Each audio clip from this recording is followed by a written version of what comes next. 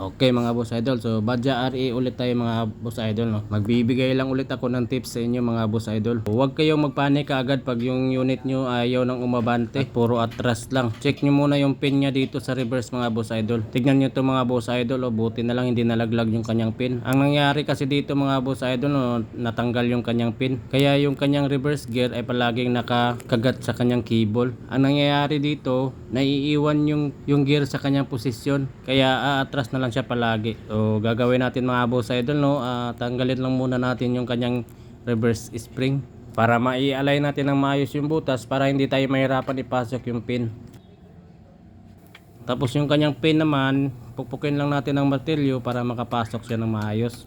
Paano naman pag nawala yung pin? So ang gagamitin natin mga boss idol yung pin ng brake shoe dahil magkasukat lang ito. O di kaya naman ay pako na number 3.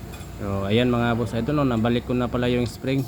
Like and share naman mga boss idol para malaman naman ng iba na wala pang idea sa ganito. So yan lang muna ang tips ko ngayon mga boss idol, no, dahil medyo busy ang shop ngayon.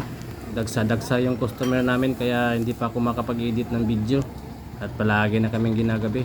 Okay mga boss idol, yan lang muna mga boss idol.